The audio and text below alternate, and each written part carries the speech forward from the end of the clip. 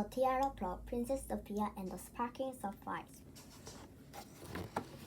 Hello, my name is Princess Sophia, and I'm so pleased you're keeping us company here at the Princess Academy. Have you met the others from Rose Room? There's Alice and Katie and Daisy and Charlotte and Emily, and we've been best friends ever since we met on the very first day of term. We are looking after each other, which is a very good thing when there are princesses like Perfecta around. She's so mean. Alice's big sister say Perfecta got hardly any tiara point in her first year at the academy, and Queen Gorilla, that's our head teacher, wouldn't let her join the various tiara club. She had to lipstick all year, so she's here with us, and that's mean trouble. Chapter 1. We were just finished breakfast, and Charlotte was saying how boring it was because there were no bursts of party to look forward to. When suddenly Fairy T appeared from nowhere in a cloud of silver sparkle. Fairy T is a school fairy godmother, and she's quite amazingly big. Fairy T dusted away the sparkle and beamed at us. I got a very special treat for your first year, she said. Queen Gorilla has canceled your usual lesson, and you're to spend all day with the Grand High Duchess Dara, and she looked up if she was expecting a massive cheer, but there wasn't one.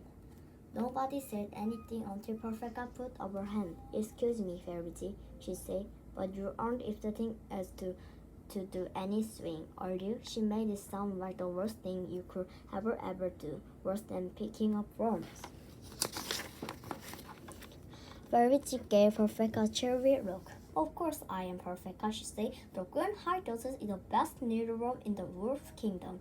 Her design for Baron and dress are totally wonderful, and you're very, very lucky she's agreed to spend the day here.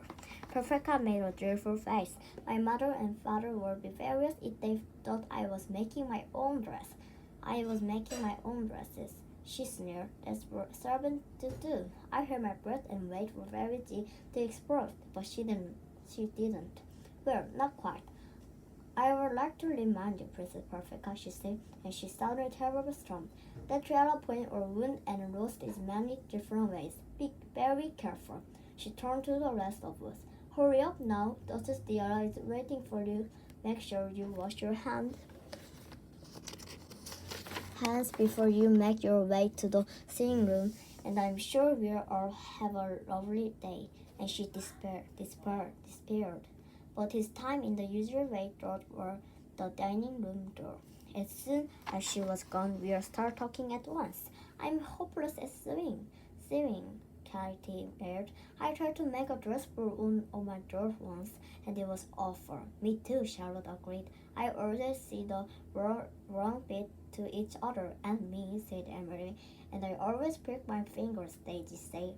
It might be okay, Alice said cheerfully. When Meg quit a lot on my clothes, and I help us sometimes it's fun. We think of a kind of way we can use our barrel curtain or the leftover bit of satin from Grandpa's royal sessions. Or barbecue curtain? Perfecta and her horrible friend Princess Florine was standing right beside Alice and staring at her in the most distracted way.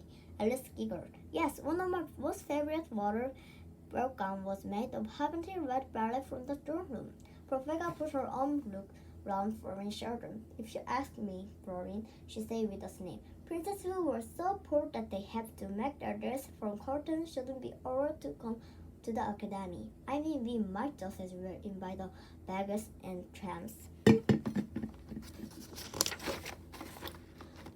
Poor princesses are rich, and they have servants. How on earth can you join the Tiara Club if you haven't even got a sewing maid?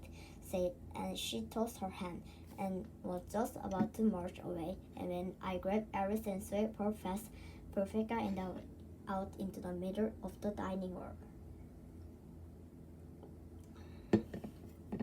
Chapter 2. I do know it is nothing being a perfect princess to go around grabbing people. I really do, but Perfecta made me so mad I couldn't help it.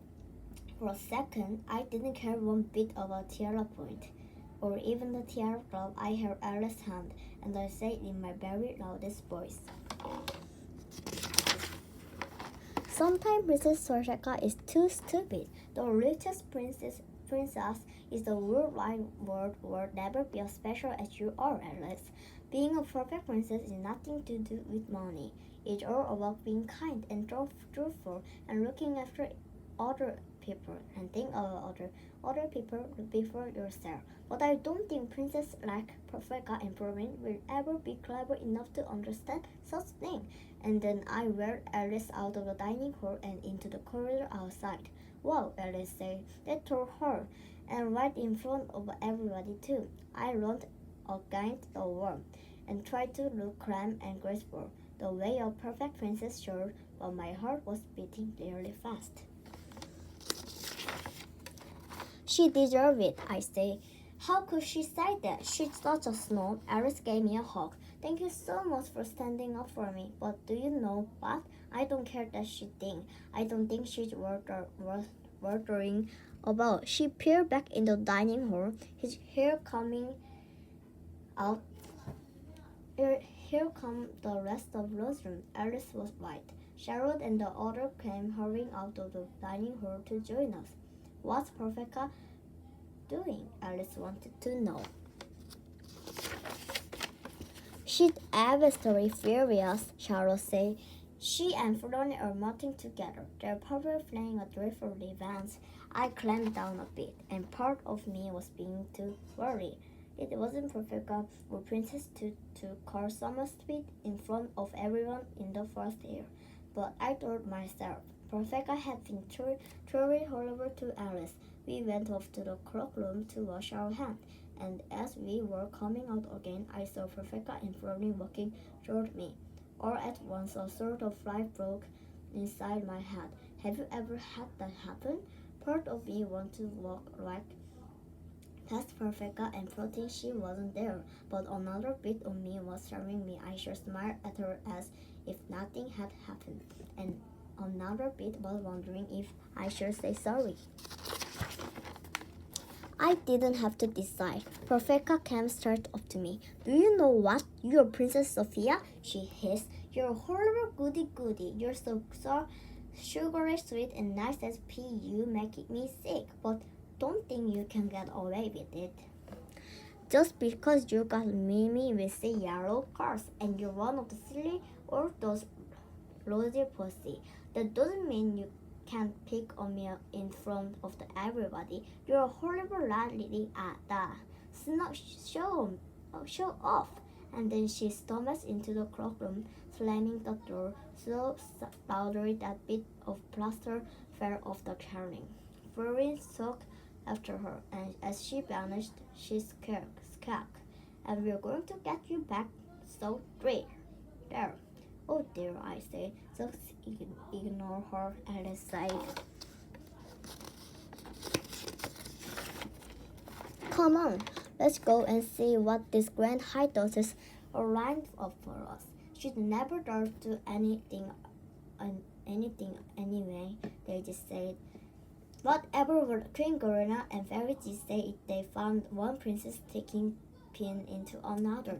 That made me laugh, and we bounced into the swimming room to find Stella and Fairy G wearing huge pairs of gorgeous material on the table. And when I say gorgeous, I really mean it. I never seen anything like it in my whole life. There were smooth, plushy barbette, and she served velvet wool, and rows of crunchy petals rice, and they were all as white as a clean crayfish snow. It looked utterly magic.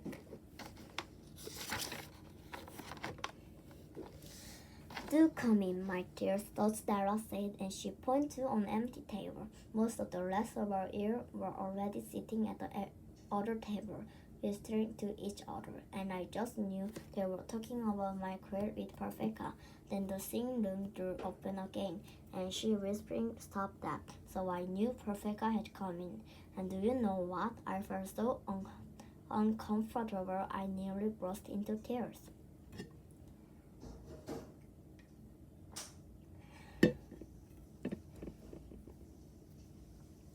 Chapter 3. I think Fairy G must have known that something was going on, because she always does.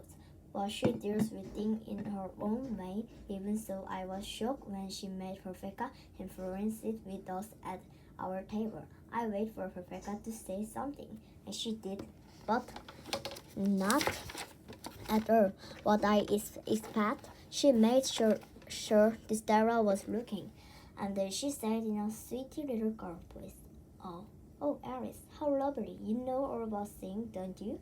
I'm honored to sit next to you. Alice didn't know what to do.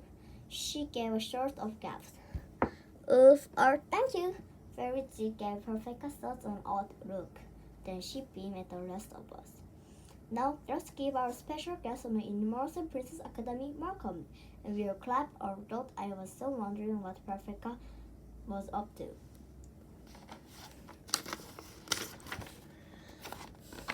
Dr. Stella peered at us over her sculpture, and Fairy G coughed. Perfect. Perhaps you'd like to tell the princess about their task for today, Duchess. The Duchess nodded. Oh, I would. Now, girls, it is just fun.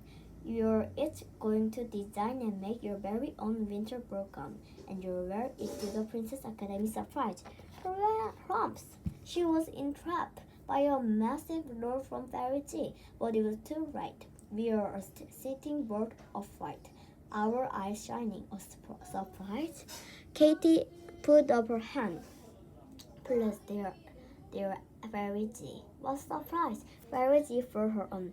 You'll just have to wait and see, she said firmly. It won't be a surprise if we tell you.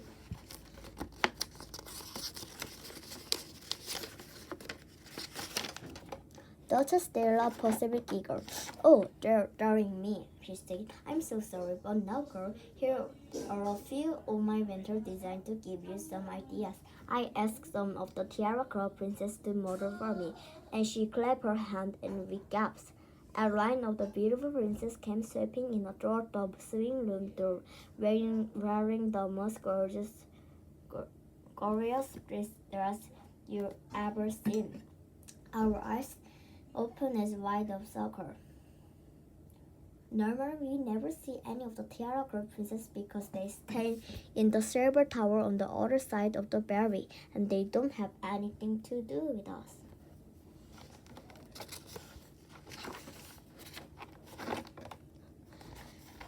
Alice's big sister is there, and Alice only ever see her in the holiday.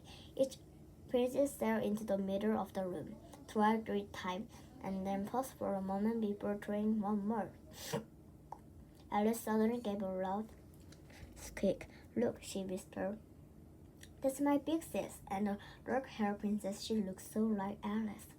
Did an extra trail right in front of us, and wink of day, teeny winky, as she swear off door to door. As the last one swept away, I found I was holding my breath. They were so gorgeous, and they made me feel so odd. Maybe I should tell you something, a secret. Please don't tell. Ever since I was tiny, I always wanted to be a perfect princess and to join the Tiara Club. I really do try to be kind and helpful, not because I want to be a goody-goody, but because it's what princesses do. Seeing the Tiara Club princess made me remember that I should at Perfecta, and it made me feel if I was total fearless. However, how would I ever get to join the Tiara Club if I behave like that? And I made myself a promise to try much harder. The Duchess positively glowed. She was so pleased we liked her dress. And now it's your turn, she said. Just remember that every speck of dirt will show on the white.